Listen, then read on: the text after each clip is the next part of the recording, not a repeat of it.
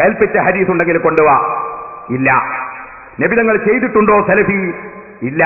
ഉണ്ടെങ്കിൽ കൊണ്ടുവാ. ഇല്ല. അപ്പോൾ അതാര് ചെയ്തു? ഒന്നാമത്തെ ഇമാമായ സയ്യിദുനാ അബൂബക്കർ സിദ്ദീഖ്.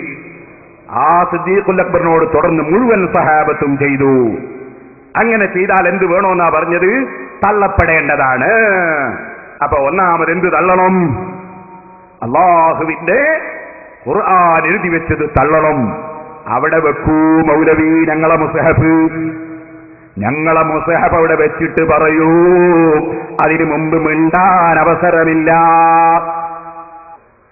ഉണ്ടെങ്കിൽ പറ, അല്ലെങ്കിൽ കൊണ്ടുപോവാ റിപ്പോർട്ട്. അള്ളാഹുവിന്റെ റസൂല് പരിശുദ്ധ ഖുർആൻ 30 എഴുതി വെക്കാൻ വേണ്ടി പറഞ്ഞ റിപ്പോർട്ട് കൊണ്ടുവാ. അല്ലെ റസൂൽ ചെയ്ത റിപ്പോർട്ട് കൊണ്ടുവാ. നിങ്ങൾക്ക് റസൂൽ ചെയ്യുകയോ അല്ലെങ്കിൽ കൽപ്പിക്കുകയോ ചെയ്താലല്ലേ പറ്റുള്ളൂ, അല്ലാത്ത തള്ളണമെന്നല്ലേ. ഇത് നിങ്ങളെ മുൻഗാമികൾ ഛർദ്ദിച്ച വാദമാ. ആ മുൻഗാമി ആ റാഫിലിയാക്കൾ അള്ളാഹ്ക്ക് കയ്യും കാലും ഉണ്ടെന്ന കക്ഷി, അത് ഫതുഹുൽ ബാരിയിൽ ഇബ്നു ഹജർ അസ്ഖലാനി റളിയല്ലാഹു അൻഹു പറഞ്ഞിട്ടുണ്ട്. അപ്പൊ ശരിയായ റാഫിലി. ഓ മുസ്ലിമീങ്ങളെ, എന്നാ ഹദീസിലുള്ളത് എന്താണ്? നബി സല്ലല്ലാഹു അലൈഹി വസല്ലം തങ്ങൾ പറഞ്ഞ വാക്കിന് മൗലവി അർത്ഥം മാറ്റിയതാണ് കേട്ടോ. എന്താണ് ഹദീസിൽ വന്നത് നിങ്ങൾക്കറിയോ? നബി സല്ലല്ലാഹു അലൈഹി വസല്ലം തങ്ങൾ പറഞ്ഞത് അങ്ങനെയല്ല. അത് ബുഖാരിയിൽ തന്നെ നിങ്ങൾക്ക് കാണാം.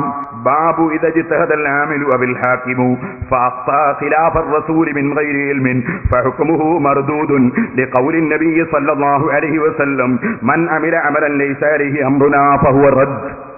ഒരു വിവരവുമില്ലാത്ത മനുഷ്യൻ അള്ളാഹുവിന്റെ റസൂലിന് എതിരായി വല്ല വിധിയും പ്രഖ്യാപിക്കുകയോ വല്ല പ്രവർത്തനങ്ങളും നടത്തുകയോ ചെയ്താൽ അവൻ ചെയ്തത് പിഴവാണ്. ആ പിഴവ് തള്ളപ്പെടേണ്ടതാണ്. അവന്റെ വിധി തള്ളപ്പെടേണ്ടതാണ്. അതിന് തെളിവാണ് മൻ അമില അമലൻ, ആരെങ്കിലും വല്ല പ്രവൃത്തിയും ചെയ്താൽ ലൈസ അലൈഹി അംറുനാ, നമ്മളെ ഈ ദീൻ കാര്യം ആ അടിസ്ഥാനത്തിലല്ല, അവൻ ചെയ്ത അടിസ്ഥാനത്തിൽ ദീനില്ല, അവൻ ദീനിന്റെ അടിസ്ഥാനത്തിൽ നിന്ന് വിട്ടുകൊണ്ട് ചെയ്തതാണ്. ഫഹുവ റദ്ദുൻ, അവനെയും തള്ളേണ്ടതാണ്, അവൻ കൊണ്ടുവന്ന ആശയവും തള്ളേണ്ടതാണ്. ഇതാണ് വാസ്തവത്തിൽ അള്ളാന്റെ റസൂല് പറഞ്ഞതിന്റെ അർത്ഥം. അത് മാറ്റിയിട്ട് മൗലവിമാരെന്ത് ചെയ്തു എന്നറിയോ?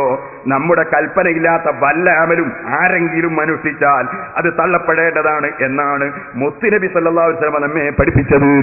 നമ്മളുടെ സലഫി അദ്ദേഹത്തിന്റെ സ്വന്തം പുസ്തകമായ മനഃശാന്തി പ്രാർത്ഥനയിലൂടെ ഹുസൈൻ സലഫി എഴുതിയ പുസ്തകത്തിന്റെ 149 പേജിൽ എഴുതുന്നു, ഇത് സിദ്ദീഖുൽ അക്ബറിനെ തള്ളാൻ വേണ്ടി എഴുതിയതാണ്, സഹാബത്തിനെ തള്ളാൻ വേണ്ടി എഴുതിയതാണ്.